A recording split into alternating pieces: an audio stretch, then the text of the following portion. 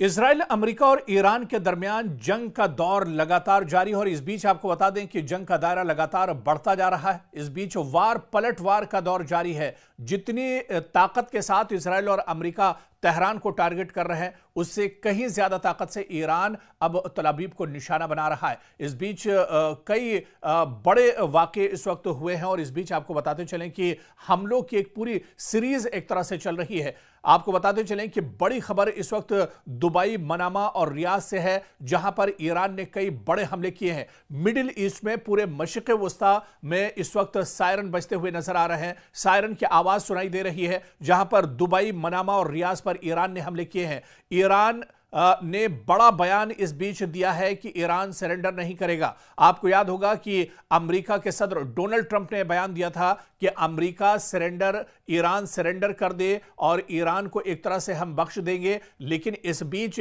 Iran की leadership की तरफ से यह बड़ा बयान आया है। ईरान ने कहा है कि ईरान सरेंडर नहीं करेगा और इस बीच आपको बता दें कि ईरान ने आगे यह भी कहा है कि या तो यह जंग हम जीतेंगे या हम शहीद हो जाएंगे। यह दरअसल बड़ा और बेबाक बयान ईरान की तरफ से आया है। ईरान ने कहा है कि या तो इस जंग में हम शहीद हो जाएंगे या फिर इस जंग में हम फतेह हासिल करेंगे। और इस बीच आपको बता दें कि इजराइल की मिसाइल फैक्ट्रियों पर भी ईरान ने बड़ा हमला किया है और यह शायद पहली बार है जब इजराइल के अंदर इजराइल की जो मिसाइल फैक्ट्रियां हैं, जो असलहे के गोदाम हैं, उन्हें ईरान ने निशाना बनाया है। और इस हमले के बाद इजराइल को बहुत बड़ा झटका लगा है। अभी तक के जो मोसाद या फिर आईडीएफ के जो हेडक्वार्टर थे, उन्हें लगातार निशाना बनाया जा रहा था। लेकिन इस बीच ईरान ने बड़ा दावा किया है कि उसने इजराइल की मिसाइल फैक्ट्रियों पर बड़ा हमला किया है, जिसमें इजराइल को काफी ज्यादा नुकसान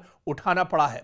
इस बीच एक और बहुत बड़ी खबर आ रही है। दरअसल ईरान ने अमेरिकी थाड को तबाह कर दिया है। जी हां, वो भी एक दो जगह नहीं, 3 जगहों पर अमेरिकी थाड को ईरान ने नुकसान पहुंचाया है। आपको बताते चलें कि ईरानी फौज ने अमेरिका के मिसाइल दिफाई निजाम थाड को निशाना बनाया है, जिस पर अमेरिका को बहुत ज्यादा नाज था, जिस पर इजराइल को बहुत ज्यादा घमंड था। मुत्तहिदा अरब अमारात, उर्दन और कतर में वाक़े अमेरिकी रडार सिस्टम को निशाना बनाया गया है। सैटेलाइट तस्वीरों में वाज़े तौर पर इन तीनों ममालिक में ईरानी हमलों के नतीजे में होने वाली तबाही को दिखाया गया है। अब अमेरिकी हुकूमत के इस बयान का मफहूम वाज़े होता जा रहा है कि ईरान जंग खींचने वाली है, यानी ईरान की जंग अभी कुछ दिन और चल सकती है। क्योंकि जब यह जंग शुरू हुई थी, उस वक्त डोनाल्ड ट्रंप ने कहा था कि सिर्फ 1 हफ्ते या 10 दिन तक यह जंग चलेगी। लेकिन आप देख लीजिए कि 1 हफ्ता गुजर चुका है, लेकिन इजराइल और अमेरिका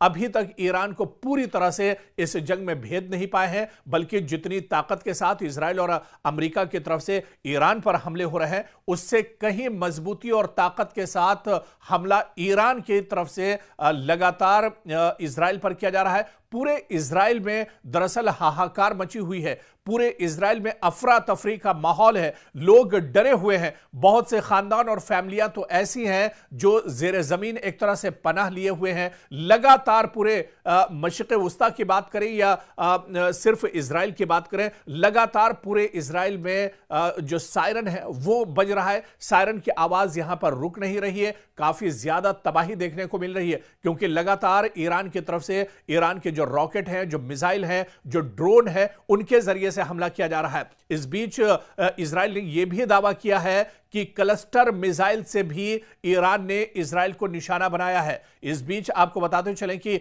ईरान ने भी कहा है कि शाहिद मिसाइल के जरिए उसने इजराइल पर हमला किया है। खुर्रम शहर 4 मिसाइल का भी इस्तेमाल अब एक तरह से ईरान कर रहा है। यह पहली बार है जब इस जंग में लेटेस्ट हथियारों का इस्तेमाल एक तरह से ईरान कर रहा है। शुरुआत में जो हमले इजराइल और तल अवीव की तरफ से के ऊपर ईरान की तरफ से हो रहे थे, उनमें दरअसल ईरान ड्रोन या फिर जो रॉकेट है या फिर जो पुराने मिसाइल थे, उनका इस्तेमाल एक तरह से ईरान कर रहा था। लेकिन अब जिस तरह से शाहिद मिसाइल, खुर्रम शहर 4 मिसाइल का इस्तेमाल लगातार किया जा रहा है, खैबर मिसाइल का इस्तेमाल किया जा रहा है, यह दरअसल ईरान की लेटेस्ट मिसाइल है जिसका इस जंग में पहली बार ईरान ने इस्तेमाल किया है। और शाहिद मिसाइल या खुर्रमशहर 4 मिसाइल दागने के बाद इजराइल के अंदर अफरा तफरी मची हुई है। इजराइल के अंदर काफी ज्यादा डर का माहौल बना हुआ है। इजराइल के अंदर चारों तरफ एक तरह से हाहाकार मचा हुआ है। लोग दौड़ते हुए एक तरह से नजर आ रहे हैं,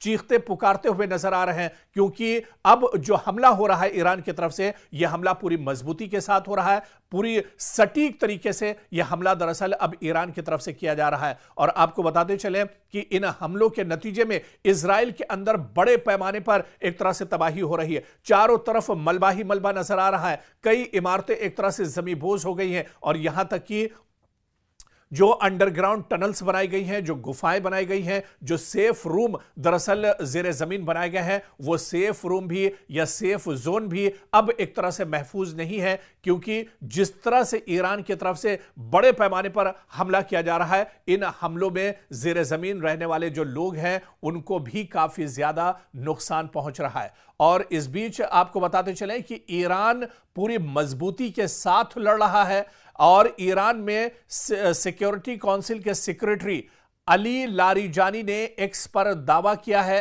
कि मुझे इत्तला मौसूल हुई है कि मुताद्दिद अमरीकी फौजियों को ईरान की अफवाज ने कैदी बना लिया है। जी हां, यह बड़ा दावा दरअसल ईरान के बड़े लीडर अली लारिजानी की तरफ से एक्स पर बाकायदा उन्होंने लिखा है कि मुझे यह इत्तला मौसूल हुई है ईरान से कि मुताद्दिद अमरीकी जो फौजी हैं उनको ईरान की फौज ने कैदी बना लिया है और उन्हें एक तरह से यरगमाल बना लिया गया है। खुद अली लारिजानी ने एक्स पर यह बयान दिया है। और इस बीच वहीं पर ईरान के एक और बड़े leader foreign minister Abbas Araghchi के मुताबिक ईरान के इक़दामात में शिद्दत की जिम्मेदारी दरअसल अमरीका पर आयद होगी। यानी जितनी शिद्दत के साथ ईरान पर हमला किया जाएगा उससे कहीं ज्यादा शिद्दत पर ईरान एक तरह से इजराइल और अमरीका को यानी दुश्मन को जवाब देगा। और ऐसे में अब्बास अराक्ची ने साफ तौर पर अलल ऐलान यह बयान दिया है। उन्होंने कहा है कि अगर ईरान को और ज्यादा मजीद या सख्त कदम उठाने पर मजबूर किया गया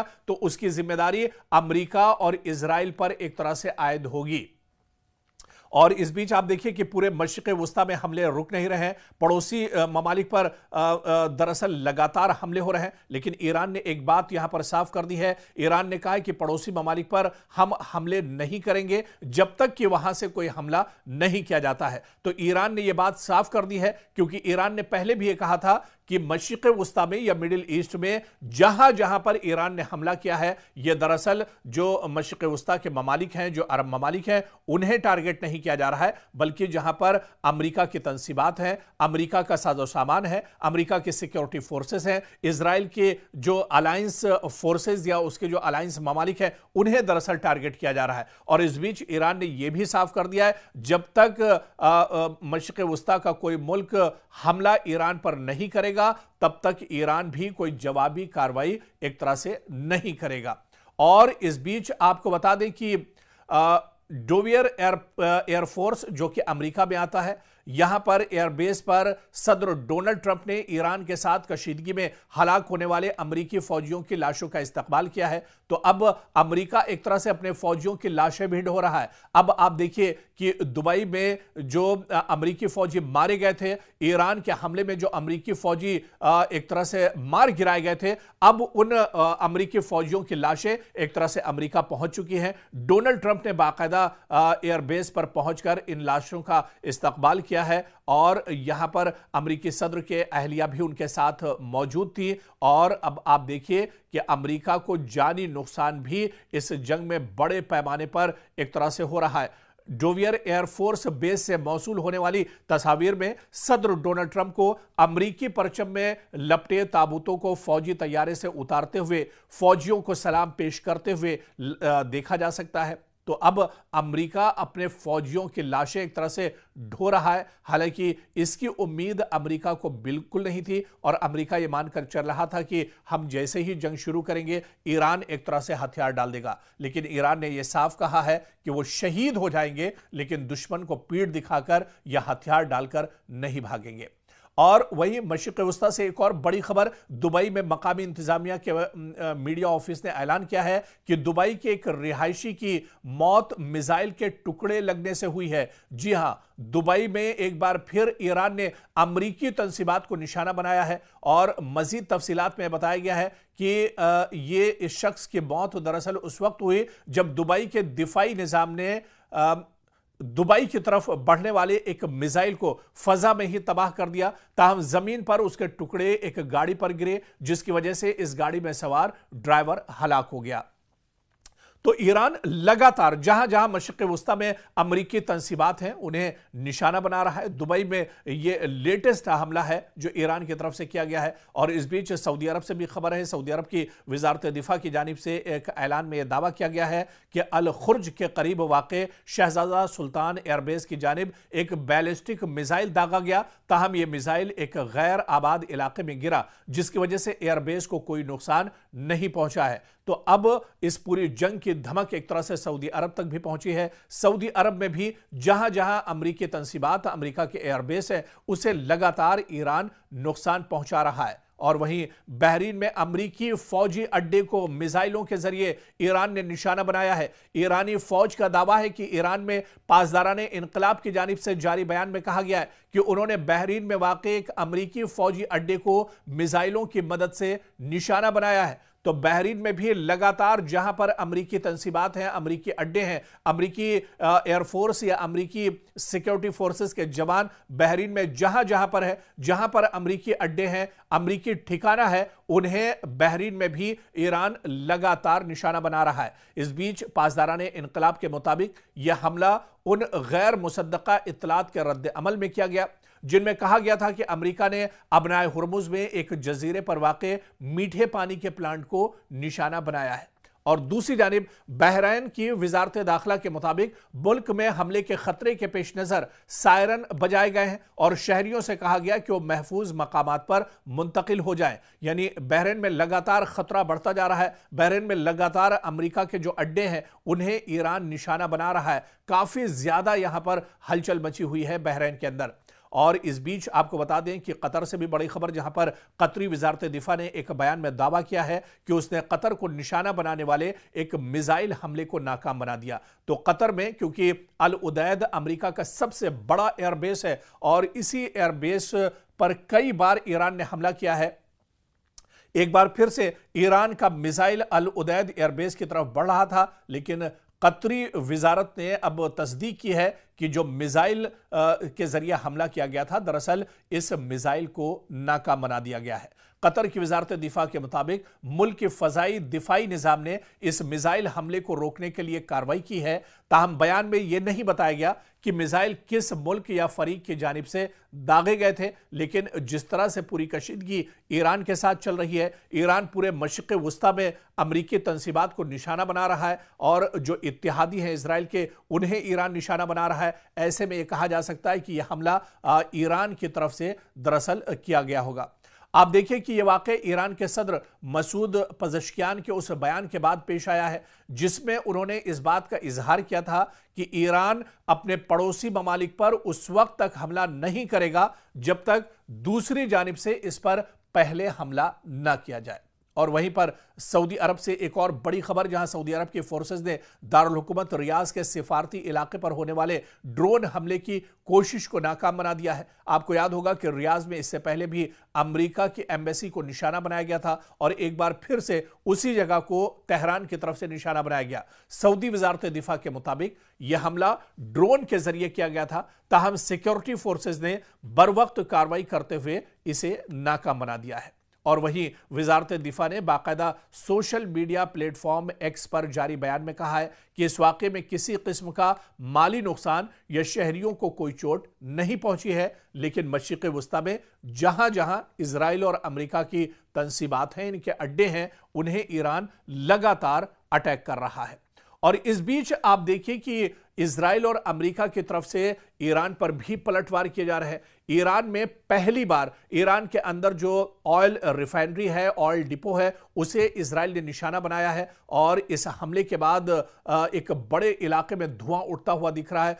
एक बड़े इलाके में भयानक आग चारों तरफ एक तरह से दिख रही है और यह शायद पहली बार है जब इजराइल या अमेरिका की तरफ से ईरान के अंदर ऑयल रिफाइनरी को नुकसान पहुंचाया गया है, क्योंकि ये इस वजह से भी जो एक्सपर्ट और माहिरीन बताते हैं कि ऑयल रिफाइनरी पर हमला करना मतलब अमेरिका और इजराइल का अपने पांव पर ही कुल्हाड़ी मारना है, क्योंकि जब से अबनाए हुर्मुज को एक तरह से ईरान ने बंद किया है, उसके बाद दुनिया में पेट्रोलियम और गैस की किल्लत एक तरह से महसूस की जा रही है। तो कहीं ना कहीं ये जो कदम है वो अमेरिका और इजराइल के खिलाफ एक तरह से देखा जा रहा है। और इस बीच कुवैत से भी बड़ी खबर आई है, जहां पर कुवैत ने उसके public institution for social security पर हमले की बात कबूली है और उसने कहा है कि इस सोशल सिक्योरिटी जो इंस्टीट्यूशन है इस पर भी हमला किया गया है। बयान के मुताबिक इस हमले के नतीजे में इदारे की मरकजी इमारत को काफ़ी ज़्यादा नुकसान पहुंचा है और यह बयान ऐसे वक्त में सामने आया है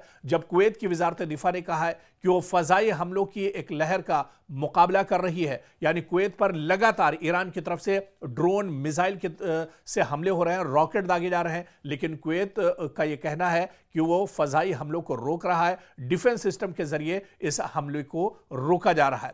वहीं वजारत दिफा ने शहरियों से अपील की है कि वो हिफाजती हिदायत पर सख्ती से अमल करें और हुक्काम की तरफ से जारी करदा हिदायत को नज़रअंदाज न करें। इस बीच एक और बहुत बड़ी खबर नॉर्वे से आ रही है। नॉर्वे की पुलिस के मुताबिक दारुल हुकूमत ओस्लो में अमरीकी सिफारत खाने के करीब एक जोरदार धमाके की आवाज सुनाई दी है। पुलिस ने एक बयान में कहा है कि फिलहाल यह वाज़ेह नहीं हो सका कि धमाका किस वजह से हुआ या इसमें कौन मुलव्विस हो सकता है। बयान के मुताबिक पुलिस सिफारत खाने के साथ राब्ते में है और अब तक किसी शख्स के जख्मी होने की कोई इत्तला नहीं मिली है। हुक्काम का कहना है कि मजीद मालूमात सामने आने पर एक तरह से जानकारी साझा की जाएंगी। इधर इजरायली फौज का कहना है कि ईरान ने इजराइल की जानिब कई मिसाइल दागे हैं। रात के वक्त यह हमला किया गया है और इजराइल के फजाई दिफाई निजाम इन मिसाइलों को इंटरसेप्ट करने के लिए लगातार काम कर रहे हैं। फौज के बयान के मुताबिक हाल ही में ईरान से इजरायली इलाके की तरफ मिसाइल लॉन्च किए जाने की निशानदेही हुई है, जिसके बाद दिफाई निजाम को फौरी तौर पर फाल कर दिया गया ताकि इन हमलों को रोका जा सके। हुक्काम का कहना है कि फजाई दिफाई निजाम आने वाले मिसाइलों को तबाह करने की कोशिश कर रहा है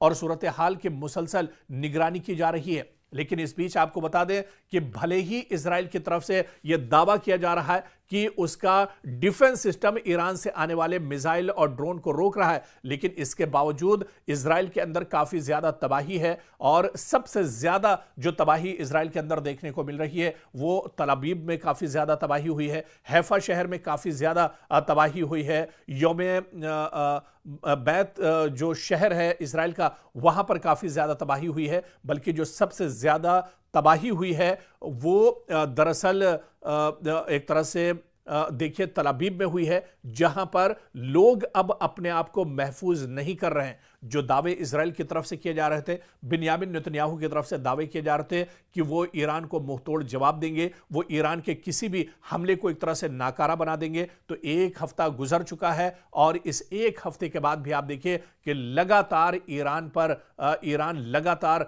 स्ट्राइक कर रहा है, ईरान लगातार मशरिक़ वुस्ता को निशाना बना रहा है, ईरान लगातार इजराइल पर हमले कर रहा है और इन हमलों का तोड़ या जवाब अमेरिका और इजराइल दोनों के पास अभी तक नहीं है।